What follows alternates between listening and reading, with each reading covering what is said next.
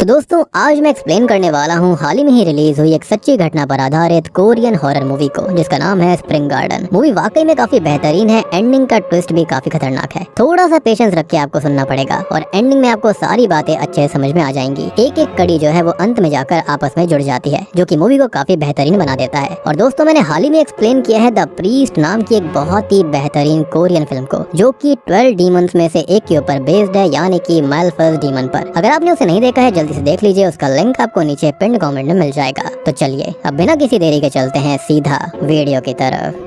तो कहानी की शुरुआत होती है जहाँ पर हम 4 एडल्ट दोस्तों को एक साथ देखते हैं, जिसके अंदर होते हैं योंगसुक, मुनही, युनजू और जिनरे। वो लोग एक स्प्रिंग गार्डन हाउस के पास रुके हुए थे और यहाँ पर वो एक लड़की को ढूंढने आए थे। उन्हें विश्वास था कि वो लड़की उसी स्प्रिंग गार्डन हाउस में थी, इसलिए वो लोग उस घर के अंदर जाते हैं। लेकिन उनमें से योंगसुक बाहर ही रहने का फैसला करता है, ताकि अगर वो लड़की भागने की कोशिश करे तो वो उसको पकड़ सके। खैर बचे हुए 3 लोग अंदर जाते हैं और इधर उधर होकर उस लड़की को ढूंढने लगते हैं। अब बाहर योंगसुक अपनी सेल्फीज खींच रहा था और वो फोटो चेक करने लगता है और उसे फोटो के अंदर पेड़ के पार एक लड़की दिखाई देती है, लेकिन पीछे मुड़ने पर वहाँ कोई नहीं था। साथ ही साथ अब वो लड़की फोटो में से भी गायब हो गई थी। खैर दूसरी ओर हम युनजू को देख पाते हैं, जिसे एक बच्चे का रूम मिलता है। अब वो वहाँ पर एक्सप्लोर करने लगती है। मीनवाइल हम जिनरे को देखते हैं, जिसे कुछ फोटोग्राफ्स मिली थी, जो कि असल में एक आदमी की होती है और ये फोटोज काफी एरोटिक टाइप की थी। इधर युनजू को तभी कुछ आवाज आती है और वो कैबिनेट खोलकर देखती है, लेकिन वहाँ पर कुछ नहीं था। जिसके बाद वो विंडो से योंगसुक को देखती है, जो कि बच्चों की तरह बाहर झूला झूल रहा होता है। और उसके अलावा वहाँ पर युनजू को एक शैडो भी दिखाई देती है और इसी बीच कोई इनविजिबल शक्ति युनजू के बालों को फ्लिप करती है, जिससे कि वो काफी डर गई थी कि तभी वहाँ पर मून ही आकर उसे डरा देती है। अब इससे युनजू को ये लगता है कि ये सब मून ही ने किया था, जिसके चलते वो उसको डांटने लगती है। फिर इसके बाद दोनों ही जिनरे के पास जाती हैं, जहाँ पर जिनरे अंधेरे में एक्सप्लोर कर रहा था और सभी लोगों ने फ्लैश लाइट ऑन की हुई थी। लेकिन वो लोग नोटिस करते हैं कि वहाँ पर एक छोटी फ्लैश लाइट भी जल रही होती है, मतलब कि उन तीनों के अलावा वहाँ पर कोई चौथा भी था। अब योंगसुक तो ऑलरेडी बाहर होता है, तो वो यहाँ तो हो नहीं सकता, लेकिन जिनरे को लग रहा था कि वो उनको डराने की कोशिश कर रहा है। अब तभी जिनरे उस फ्लैश लाइट के पास जाने लगता है कि तभी एक फेसलेस फिगर उनके सामने अपीयर होकर उन्हें डरा देता है और इसी के चलते ये सीन यहीं पर कट हो जाता है। अब सीन बदलता है, जहाँ पर हम सोही नाम की एक लेडी को देख पाते हैं, जो कि सोई हुई थी। अब वो अपने हस्बैंड चांगसू को ढूंढने लगती है, लेकिन उसका हस्बैंड उसके सामने ही लटका हुआ था। उसने खुद को खत्म कर लिया था। जिसके बाद ये सीन उसके पति के फ्यूनरल पर आता है, जहाँ पर सोही डिटेक्टिव नाम के पास जाती है और सोही का ये कहना था कि चांग जो है वो खुद से खुद को खत्म नहीं कर सकता, और अगर वो ऐसा करता तो वो एक नोट जरूर छोड़कर जाता। लेकिन इन्वेस्टिगेशन के तहत उन्हें कुछ नहीं मिला। सबसे बड़ी बात कि उनकी लाइफ में एक स्पेशल चीज भी होने वाली थी, जिसके चलते वो ऐसा कर ही नहीं सकता, और यही बात नाम को भी समझ में नहीं आती। मीनवाइल फ्यूनरल के बाहर सोही की बहन हायरान और चांगसू की बहन के अंदर लड़ाई हो जाती है। चांगसू की बहन ये कहती है कि उसकी ही बहन की वजह से उसका भाई मारा गया होगा, लेकिन तभी सोही वहाँ पर आकर उन्हें रोकने लगती है, क्योंकि ये मूवमेंट इन सब के लिए ठीक नहीं था। खैर अब वो दोनों आपस में काफी लड़ने लगती है, जिसके चलते होता ये है कि सोही जो होती है उसे टक्कर लग जाती है, एक धक्का लगता है, और धक्का लगने के बाद सोही को इंटरनल ब्लीडिंग होने लगती है। दरअसल सोही प्रेग्नेंट थी और इसी वजह से वो कह रही थी कि उसका पति खुद को खत्म नहीं कर सकता, क्योंकि उनकी जिंदगी में स्पेशल कुछ होने वाला था, जो कि यही चीज थी। अब हॉस्पिटल ले जाने के बाद ये पता चलता है कि सोही का बच्चा जिंदा नहीं रह पाया। अब हायरान जो होती है वो सोही को घर छोड़ने जाती है और वो उसको अपने साथ ही रुकने के लिए कहती है, लेकिन सोही नहीं मानती। जिसके बाद वो अपने घर पर लौट आती है। वहाँ जाकर वो अपने बच्चे का एक्सरे देखती है और काफी दुखी हो जाती है, क्योंकि वही एक उसके हस्बैंड की निशानी उसके पास बची हुई थी। खैर अब रात में सोते वक्त उसे कुछ आवाजें आती है और वो चेक करने के लिए उठती है। वो आगे बढ़ती है, लेकिन तभी उसका फोन बजने लगता है और कॉल पर उसके लॉयर का फोन होता है, जो कि लॉयर पार्क था, जो उसे कल मिलने के लिए बुलाते हैं। अगले दिन वो लॉयर पार्क से मिलने जाती है, जिसके पास में कुछ पेपर्स थे और वो एक घर के कागजात थे, जो कि चांगसू ने ही उसके नाम पर किए हुए थे, और ये वही स्प्रिंग गार्डन वाला हाउस था, यानी कि शुरुआत वाला। लेकिन सोही ये कहती है कि उसके पति ने इन सब के बारे में उसे कभी भी नहीं बताया था। तो उसका लॉयर ये बताता है कि वो उसे घर का काम पूरा खत्म होने के बाद ये सारी चीजें बताने वाला था। बेसिकली ये एक सरप्राइज था उसके लिए। खैर यहाँ पार्क उसे एक फोटो दिखाता है, जो कि उसी घर का था, लेकिन उस घर की विंडो पर चांगसू जैसा कोई इंसान दिखाई दे रहा था, और ये फोटो एक एम्प्लॉय ने 2 दिन पहले ही ली थी, लेकिन तब तक तो चांगसू जिंदा ही नहीं था। मीनवाइल हम एक आदमी को उस घर के बाहर देखते हैं, जो कि किसी को बुला रहा था, लेकिन इसके बाद वो वहाँ से जाने लगता है। अब जाते हुए वो सोही और हायरान को देखता है, जो कि उसी स्प्रिंग गार्डन हाउस की तरफ जा रहे थे। खैर ये दोनों ही वहाँ पर पहुँच जाते हैं और तब सोही को पहले की बातें याद आती है, जब उसने उसके हस्बैंड से ऐसे ही एक घर की डिमांड करी थी। उसने कहा था कि उसे एक घर चाहिए जो कि एक रिमोट लोकेशन पर हो, यानी कि सुनसान जगह पर, जहाँ पर एक गार्डन हो, और गार्डन का नाम स्प्रिंग गार्डन ही होना चाहिए। साथ ही साथ वहाँ पर झूला होना चाहिए, ताकि वो और उसका होने वाला बच्चा खुशी से रह सके। खैर इसके बाद अब वो घर के अंदर जाती है। मतलब सोच कर देखो, जिसके लिए ये सब किया था, या फिर जो यहाँ पर सोही के लिए सब कर रहा था, वो भी नहीं रहा, ना ही उनका बच्चा रहा, झूला भी सुनसान रह जाएगा और घर भी। खैर अब वो एक शीशे के सामने खड़ी हो जाती है, लेकिन तभी एक रिफ्लेक्शन में वो किसी साये को ऊपर जाते हुए देखती है। ये देखने के बाद वो ऊपर चेक करती है, लेकिन उसे वहाँ पर कुछ नहीं मिलता, सिवाय एक बच्चे के रूम के, जो कि उसके पति ने उनके बच्चे के लिए बनवाया था और यही बेबी वाला रूम हमको स्टार्टिंग में दिखाया भी गया था।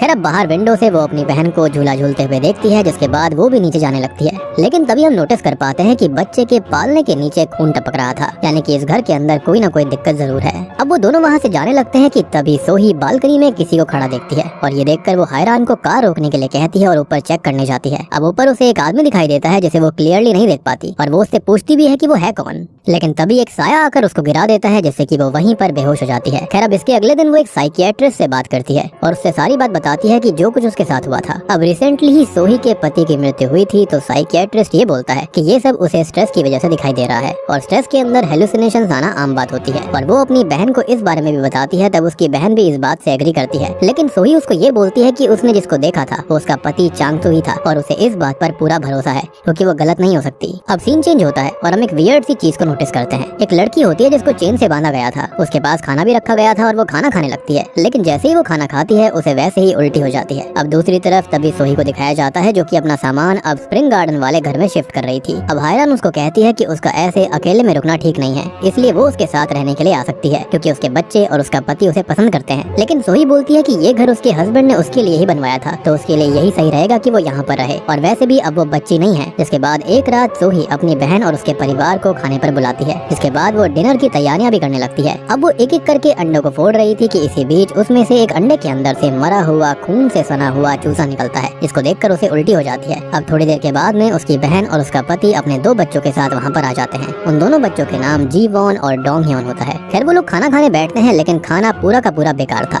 इसलिए वो बाहर से ऑर्डर कर खाते हैं। अब खाना खाने के बाद दोनों बच्चे बाहर झूले पर झूलने लगते हैं कि तभी जी वॉन को झाड़ियों में कुछ दिखता है। वो झाड़ियों के पास जाकर उस चीज से बात करने की कोशिश करती है और अपना हाथ झाड़ियों में डालती है। ऐसा लग रहा था कि जैसे उसे कोई बुला रहा हो, लेकिन तभी वो चीज उसे अंदर खींचने लगती है और इस वजह से वो जोरों से चिल्लाती है, जिसको सुनकर हायरान, उसका पति और सोही बाहर आते हैं और यहाँ पर उनको जी वॉन रोते हुए मिलती है। हायरान उससे पूछती है कि उसे हुआ क्या, जिस पर वो बताती है कि अंकल चांगसू ने उसको खींचने की कोशिश करी थी। जी हाँ, जो मारा गया है उसने उसको खींचने की कोशिश करी। वो ये बताती है कि अंकल ये चाहते हैं कि वो उसे आजाद कर दे और ये सुनकर वो काफी हैरान रह जाते हैं, लेकिन सभी उसको बच्चा समझकर उसकी बातों पर ध्यान नहीं देते। अब घर जाते टाइम हायरान जी वॉन के हाथों पर उंगलियों के निशान देखती है, जहाँ पर डोंग ह्योन अपनी माँ को ये बताता है कि जी वॉन झूठ बोल रही है और उसे अंकल चांगसू ने नहीं बल्कि एक ओल्ड लड़की ने पकड़ा था। खैर अगले दिन हम सोही को देख पाते हैं जिसके हाथों पर वैसा ही सिमिलर निशान था। मीनवाइल हम हायरान को देखते हैं जो कि अपने बच्चों को स्कूल बस के लिए छोड़ने आई थी। वो जी वॉन के हाथों पर उस निशान को चेक करती है, लेकिन वो निशान अब उसके हाथों से गायब हो चुके थे। वो उससे उस लड़की के बारे में पूछती है जिसके बारे में उसे डोंग ह्योन ने बताया था, लेकिन डोंग ह्योन कहता है कि उसने तो ऐसा कुछ भी नहीं कहा और इस बात से वो साफ इनकार कर देता है। और जी वॉन भी इस बात से इनकार कर देती है कि उसने अंकल चांगसू का जिक्र भी किया था। वो ऐसे बर्ताव कर रहे थे जैसे कि कभी कुछ हुआ ही ना हो।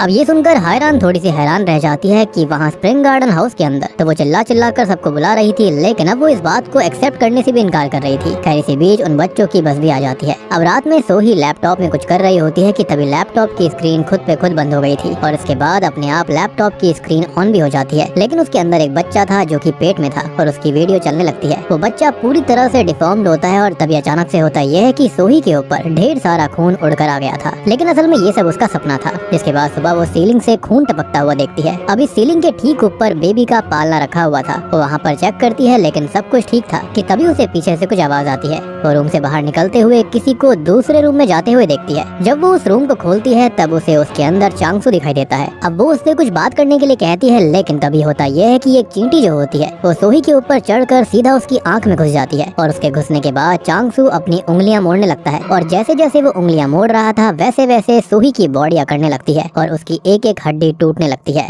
अब देखते ही देखते सोही के अंदर ढेर सारी चींटियां चल रही थी जो कि उसके शरीर के अंदर जाने लगती है, लेकिन असल में ये भी उसका सपना था कि तभी उसे बेबी रूम से कुछ आवाज आती है और वो जल्दी से भागकर वहाँ पर जाती है और बेबी के रूम को चेक करती है, लेकिन उसमें कुछ नहीं था। लेकिन बच्चे के पालने के नीचे से उसे एक प्रेगनेंसी टेस्ट मिलता है जो कि पॉजिटिव था। इसके बाद वो अपने प्रेगनेंसी टेस्ट को अपने पुराने चीजों के बॉक्स से बाहर निकालती है, मतलब कि ये दूसरा टेस्ट किसी और का था। अब इसी बीच सोही की फोटो फ्रेम पर एक क्रैक भी आ जाता है, जिसे पास जाकर देखने पर उस तस्वीर तस्वीर के पीछे एक फोटो निकलती है जो कि किसी हाई स्कूल लड़की की थी। सबसे बड़ी बात यह होती है कि वो उस ड्रेस को पहचान जाती है, जिसके बाद वो स्कूल में जाकर एक प्रोफेसर से उस लड़की के बारे में पूछताछ करती है, लेकिन प्रोफेसर उसे कुछ नहीं बताते क्योंकि ये उनके रूल्स के खिलाफ था। मीनवाइल हम उसी आदमी को देख पाते हैं जो कि स्प्रिंग गार्डन हाउस में हायरान और सोही के आने से पहले कुछ कर रहा था। वो आदमी उस घर के गार्डन के अंदर एक पोटली को दफन करता है और तभी ये करते हुए उसे हायरान देख लेती है और वो उससे पूछने लगती है कि वो प्राइवेट प्रॉपर्टी पर क्या कर रहा था। इस पर वो आदमी उसे कहता है कि वो इस घर में ना रुके, लेकिन हायरान उसे पुलिस की धमकी देने लगती है कि तभी वो आदमी उसे अपना कार्ड देता है और बस इतना कहता है कि जब वो उसके अंदर प्रवेश करेगी और वो जब लिविंग डेड बन जाएगी तब उसे उससे कांटेक्ट करना होगा। मीनवाइल हम सोही को डिटेक्टिव नाम के साथ देखते हैं। अब सोही उस लड़की का फोटो दिखाती है और बताती है कि ये फोटो उसे उसके घर से मिला है, शायद इसे चांग सुक की मौत के बारे में पता होगा। डिटेक्टिव नाम उसको बताता है कि वो भी इस लड़की की ही तलाश में है। इस लड़के का नाम ह्यूंजू है और ये अपने घर से कुछ महीने पहले भाग गई थी। इसी बीच नाम के पास एक कॉल आता है जिसे अटेंड करने के लिए वो बाहर जाता है। अब शॉकिंगली हम एक चीज देख पाते हैं कि शुरुआती सीन जो था वो इसी हादसे से कनेक्टेड है कहीं ना कहीं,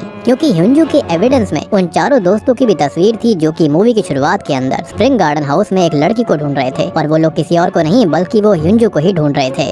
और यहाँ पर यूंजू और ह्यूंजू दोनों अलग अलग हैं, तो आप कंफ्यूज मत होना। शुरुआत वाली लड़की यूंजू थी और ये लोग ह्यूंजू को ढूंढ रहे थे। यहाँ पर HY का फर्क है, HYUNJOO। खैर अब सोही उस पिक्चर का भी एक फोटो क्लिक कर लेती है, जिसके बाद वो वहाँ से जाने लगती है और उसे लकीली वहाँ पर यंग सुक और मून ही मिल जाते हैं जो कि शुरुआत वाले ही लोग थे। अब वो उनसे उस लड़की का फोटो दिखाकर उसके बारे में पूछने लगती है, लेकिन मून ही और यंग सुक कुछ भी बताने से डरते हैं और उसे टालकर वो दोनों अपनी बाइक से वहाँ से निकल जाते हैं, जैसे कि वो किसी चीज से काफी घबराए हुए थे। लेकिन रास्ते में उनका एक्सीडेंट हो जाता है और वो दोनों ऑन द स्पॉट मारे जाते हैं। अब रात को सोही जिनरे को धोखे से बुलाती है। जिनरे उसे देखकर वहाँ से निकलने की कोशिश करता है, लेकिन वो उसे रोककर चांगसो के बारे में पूछती है, लेकिन चांगसो के बारे में वो कुछ भी नहीं जानता था। जिसके बाद वो उससे ह्यूंजू के बारे में पूछती है, जिस पर वो ये बताता है कि उसने उसे लंबे समय से नहीं देखा। जिसके बाद वो वहाँ से निकलने लगता है, लेकिन तभी बाहर बारिश हो रही होती है और इसलिए सोही उसे अपना येलो अम्ब्रेला देती है। अपने घर की बिल्डिंग के बाहर आकर जिनरे उस अम्ब्रेला को फेंक देता है और इसके बाद वो अपने अपार्टमेंट के दरवाजे पर उसी अम्ब्रेला को देखता है, जिसको वो इग्नोर करके दरवाजा खोलने लगता है, लेकिन दरवाजा नहीं खुलता। लेकिन तभी उसे एक घोस्टली फिगर दिखाई देती है, जिसको देखकर वो बहुत डर गया था। इसके बाद वो सीढ़ियों की तरफ जाता है जहाँ पर उसको एक गोस्ट लेडी दिखती है, जिसकी शक्ल काफी डरावनी थी। उसे देखकर वो अपनी विंडो से नीचे कूद जाता है, लेकिन इसी बीच होता यह है कि ऊपर से वो पीला अम्ब्रेला उसके मुंह के अंदर घुस जाता है और यहाँ पर जिनरे भी मारा गया था। यानी कि स्टार्टिंग वाले दो सारे के सारे मारे जा रहे थे। मीनवाइल हायरान सोही को उस आदमी के बारे में सब कुछ बता देती है, जिसके बाद वो गड्ढा खोदकर उस पोटली को बाहर निकालती है, जिसके अंदर कई सारी चीजें थी इंक्लूडिंग लेडी के बाल। अब ये सब देखकर सोही उस आदमी के कार्ड से उसे कॉल करती है और इस आदमी का नाम असल में ग्योम था।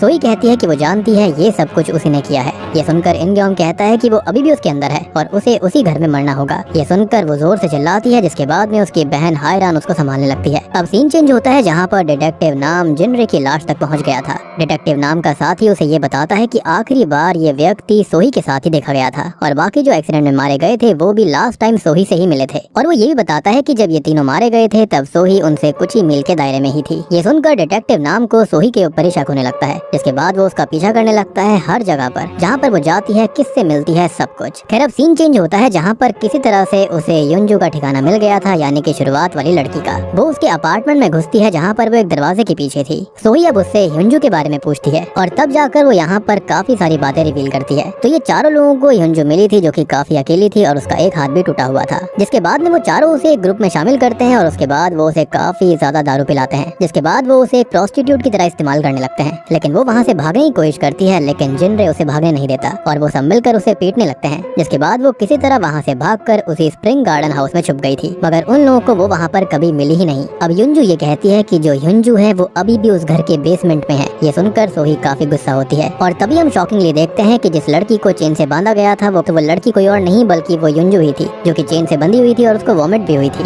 अब सोही जो होती है वो इन ग्योम के कार्ड को वहाँ पर भी देखती है, साथ ही साथ युंजू का एक फोटो भी था जो कि इन ग्योम के साथ था। अब बाहर हम डिटेक्टिव को देख पाते हैं जो कि सोही के पीछे पीछे वहाँ पर आया था। अब तभी उसके पास एक कॉल आता है जहाँ पर उसको पता चलता है कि उस अम्ब्रेला पर सोही के फिंगरप्रिंट्स भी हैं। अब अंदर हम देखते हैं कि सोही युंजू पर एक कांच फोड़ती है और उसे शीशे से मारने ही वाली होती है कि तभी डिटेक्टिव नाम उसको रोक देता है। वो उसे अरेस्ट करके वहाँ से ले जाने लगता है, जिसके बाद हमको एक और चीज पता चलती है और वो ये है कि युंजू इन ग्योम की ही बेटी है और वो उसे बचाने की कोशिश कर रहा था, यानी कि अगर वो आजाद रहती तो अब तक मारी जाती। मीनवाइल हम स्प्रिंग गार्डन हाउस में हायरान को उसकी बेटी जीवोन जीवॉन के साथ देखते हैं। अब हायरान काम में व्यस्त होती है कि तभी जीवॉन से कोई अदृश्य शक्ति बात करने लगती है, जिसके बाद वो उसे वहाँ से ले जाती है। हायरान देखती है कि उसकी बेटी वहाँ पर नहीं थी, तब वो उसे हर जगह ढूंढती है। अब यहाँ से सीन चेंज होता है और हम सोही को डिटेक्टिव नाम के कार में देखते हैं। यहाँ पर सोही उसे बताने की कोशिश करने लगती है कि ये जो सब हो रहा था वो खुद नहीं कर रही थी, ऐसा लग रहा था कि जैसे कोई शक्ति उससे ऐसा करवा रही हो। अब ये सुनकर डिटेक्टिव नाम उसे जिनरे, मुनही और योंग सुक के मौत के फोटोज दिखाता है और वो उसे उनसे जोड़ रहा था, लेकिन उसने ऐसा कुछ भी नहीं किया था। और इसी बीच सोही के पास एक कॉल आता है। कॉल उसकी बहन हायरान ने ही किया था। वो उसे बताती है कि जीवॉन घर में कहीं चली गई है। ये सुनकर सोही पैनिक करने लगती है और उसे इन ग्योम की बात याद आती है कि वो उसके अंदर है। इसका मतलब उसके अंदर कुछ और नहीं बल्कि ह्युंजू की स्पिरिट थी। जी हाँ, और ये सब उससे वही करवा रही है। अब ये सब जानने के बाद सोही जो होती है वो अपनी बहन हायरान को उस घर से बाहर निकलने के लिए कहती है, लेकिन वो कुछ भी समझ नहीं पाती और कॉल अचानक कट हो जाता है। अब उसे किसी भी तरह से अपनी बहन को बचाना था और तब वो स्टीयरिंग को इधर उधर मोड़ने लगती है, जिससे कि उनकी कार का एक्सीडेंट हो जाता है। नाम की जब आँख खुलती है तब सोही वहाँ पर नहीं होती। दूसरी तरफ बेसमेंट के अंदर हम जीवॉन को देखते हैं, जिसके पास उसकी माँ आती है और हायरान उससे उस दिन वाले हादसे के बारे में पूछने लगती है कि आखिरकार उस दिन हुआ क्या था। उसने अंकल चांगसू को देखा था या फिर किसी ओल्ड लड़की को, जिस पर वो बताती है कि उसने दोनों को एक साथ देखा था। वो ओल्ड लड़की कह रही थी कि वो दोनों साथ रहेंगे, लेकिन ये सब उसने उसे इसलिए नहीं बताया था क्योंकि ओल्ड लड़की ने उसे बताने से मना किया था, और अगर वो हायरान या फिर किसी को कुछ भी बताती तो वो उसके माँ बाप को ही मार डालती। अब ये सुनकर उसकी माँ ये कहती है कि उसने फिर भी बता दिया। दरअसल यहाँ पर एक और ट्विस्ट आता है कि ये कोई और नहीं बल्कि ह्युंजू की स्पिरिट थी, जो कि उसकी माँ हायरान के रूप में उसके सामने आई। अब ये जानने के बाद कि जीवॉन ने उसकी बात नहीं मानी, वो काफी गुस्सा हो जाती है और उसके गुस्से का असर पूरे घर में दिखने लगता है। वहाँ पर काफी तेज हवा चलने लगती है, यानी कि इस घर को उसकी स्पिरिट ने पदस करके रखा था। मीनवाइल हम सोही को देखते हैं जो कि अपनी बहन के पास आती है। वहाँ पर हवा बहुत तेज चल रही थी। हायरान बेसमेंट का दरवाजा खोलने की कोशिश कर रही होती है, लेकिन वो खोल नहीं पाती। अब तभी घर का सामान उनकी तरफ उड़कर आने लगता है और एक चीज सीधा उड़ते हुए हायरान के सर से टकराती है और वो वहीं पर बेहोश हो जाती है। और इसी बीच बत्तियां भी गुल हो गई थी और बेसमेंट का दरवाजा भी खुल जाता है, जिसके बाद वो नीचे जाती है जहाँ पर उसे जीवॉन मिलती है, लेकिन जीवॉन पजेस्ड हो गई थी, यानी कि ह्युंजू की स्पिरिट ने उसे पजेस्ट कर लिया था। और अब तभी होता यह है कि ह्युंजू की स्पिरिट जो होती है वो सोही को पीछे से खींच लेती है। अब तभी सोही उससे ये कहने लगती है कि उसी ने उसके पति को मारा है और ये बात बिल्कुल सच है, उसने ऐसा क्यों किया। ये सुनकर ह्युंजू की स्पिरिट उसे हवा में उठा देती है और सीलिंग से एक ब्लड का ड्रॉप उसकी आंखों पर गिरता है, जिसके बाद उसे यहाँ पर असलियत पता चलती है। तो दोस्तों अब यहाँ पर खुलते हैं इस मूवी के असली पत्ते। जब इन चार दोस्तों ने इसके साथ में यानी कि ह्युंजू के साथ में गलत किया था, वो खुद को खत्म करने वाली थी, लेकिन होता यह है कि सही समय रहते सोही के पति चांगसू ने उसको बचा लिया था। वो उसे अपने स्प्रिंग गार्डन हाउस में लेकर आता है। उस वक्त उस घर का काम चल ही रहा था। खैर वो उसे अच्छे से रखता है, उसकी फोटो खींचता है और ये वही फोटो थी जो कि उसको पहले मिली थी। वो उस फोटो को डेवलप करते हैं और यहीं पर दोनों एक दूसरे से आकर्षित हो गए थे, जिसके बाद ये दोनों ही आपस में इंटीमेट हो जाते हैं। खैर धीरे धीरे उसको पता चल जाता है कि चांगसू की एक बीवी भी है और वो अपनी उस फोटो को सोही के फोटो के पीछे रख देती है। अब एक दिन ह्युंजू अपना प्रेगनेंसी टेस्ट करती है जो कि पॉजिटिव आता है। ये वो चांगसू को बताती है और वो ये चाहती थी कि चांगसू उसका बच्चा और वो साथ में इसी घर में रहें, लेकिन चांगसू कहता है कि ऐसा नहीं हो सकता, वो उसके परिवार यानी कि सोही के साथ रहेगा। जिसके बाद वो उस प्रेगनेंसी टेस्ट किट को फेंक देता है जो कि बच्चे के पालने के नीचे जाकर गिरता है और यही वो दूसरा प्रेगनेंसी टेस्ट किट था जो कि सोही को यहाँ पर मिला था। अब यहाँ अपनी प्रेगनेंसी को सच में साबित करने के लिए ह्युंजू अपना पेट ही काटने लगती है और चांगसू उसे रोकने लगता है और इसी हाथापाई में वो नीचे गिर जाती है, जिसके चलते वो बेहोश हो गई थी और चांगसू मदद लेने जाता है। अब इसी बीच ह्युंजू उठती है और मन में कहने लगती है कि उसके पास कोई और जगह नहीं है जाने के लिए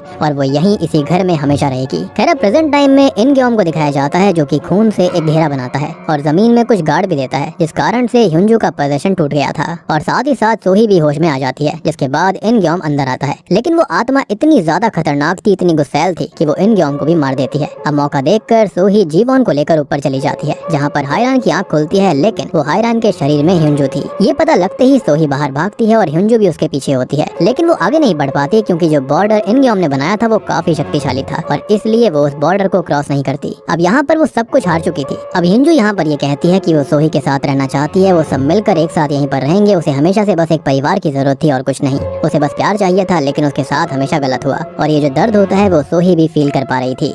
अब तभी ह्युंजू उसको बताती है कि वो प्रेग्नेंट है और उसे विश्वास दिलाने के लिए वो अपना पेट काटने लगती है। अब क्योंकि हम जानते हैं कि ह्युंजू जो थी वो हायरान के शरीर के अंदर थी, तो सोही उसको रोकती है। सोही उसको कहती है कि उसे उसके ऊपर भरोसा है और उसे अगले ही पल वो गले लगा लेती है। लेकिन हम देख पाते हैं कि ये सब ह्युंजू सोही को इमेजिन करवा रही थी, उसे इमोशनल कर रही थी, मैनिपुलेट कर रही थी। अब सोही समझ चुकी थी कि उसका दर्द बहुत ही ज्यादा डीप है, इसलिए वो उससे वादा कर देती है कि वो लोग हमेशा साथ में रहेंगे। और तभी होता यह है कि ह्युंजू यहाँ पर हायरान को छोड़ देती है। इसके बाद में पुलिस वहाँ पर आ जाती है और ये सब कुछ नोटिस करती है।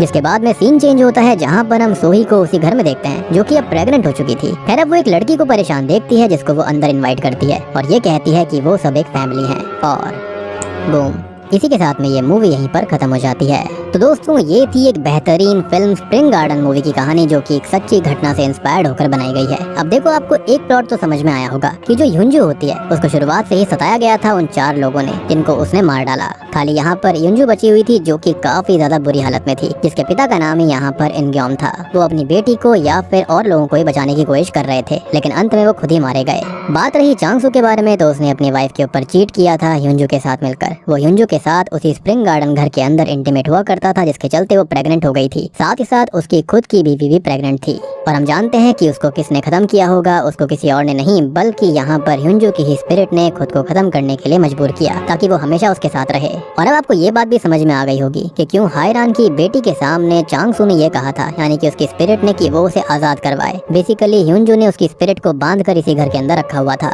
अब देखो बात करते हैं इसकी एंडिंग के बारे में। तो आपको यहाँ पर बहुत चीजें क्लियर नहीं हो रही होंगी कि आखिरकार यहाँ पर प्रेगनेंसी उसे हुई कैसे, यानी कि सोही प्रेग्नेंट कैसे हो गई। तो देखो इसके पीछे 2 थियरीज हो सकती हैं। पहली तो ये है कि जो युंजू थी वो खुद भी एक टाइम पर प्रेग्नेंट थी, इसके बाद में उसकी स्पिरिट ने उसको पजेस कर लिया और इसके चलते ही हम देख पाते हैं कि युंजू और यहाँ पर सोही एक हो गए थे, जिसके चलते वो प्रेग्नेंट हो गई। या फिर ये हो सकता है कि युंजू की जो स्पिरिट है उसकी एनर्जी सीधा यहाँ पर सोही के गर्भ में समा गई थी, जिसके चलते वो प्रेग्नेंट हो गई और अब उसकी बेटी के रूप में वो वहाँ पर आएगी, जिसके चलते वो एक साथ घर पर रह पाएंगे। और बात रही एंड में वो लड़की कौन होती है जिसको सोही घर के अंदर इनवाइट करती है, तो हो सकता है वो भी कोई सताई हुई लड़की हो सकती है जिसको वो अपने साथ रखेगी, या फिर वो उसकी फ्यूचर बेटी हो सकती है, या फिर युंजू का फ्यूचर रूप हो सकता है जो कि उसके साथ आने वाला था। या फिर ये भी हो सकता है कि यहाँ पर युंजू हमेशा रहने वाली है, यानी कि उसकी स्पिरिट। साथ ही साथ सोही भी हमेशा यहीं पर रहेगी उसी के साथ में। ऑब्वियस सी बात है सोही के पास कुछ भी बचा नहीं था, उसका पति भी खत्म हो गया था। सबसे बड़ी बात कि उसके पति ने उसके ऊपर चीट भी किया था, जो कि और भी ज्यादा दुखदाई था। तो उसने सोचा क्यों ना सब एक साथ ही रहेंगे, जो कि काफी ज्यादा वियर्ड बात है, लेकिन यहाँ पर हॉरर स्टोरी है तो क्या ही कहा जा सकता है। बट आई बिलीव कि युंजू की जो स्पिरिट है उसने अपनी एनर्जी जो है वो पक्का सोही के घर में दे दी होगी, जिसके चलते वो प्रेग्नेंट हो गई और उसी के रूप में अब युंजू उसकी बेटी के रूप में उस घर के अंदर पैदा होगी और जो अंत में लड़की होगी वो उसी का एक फ्यूचर विजन होगा।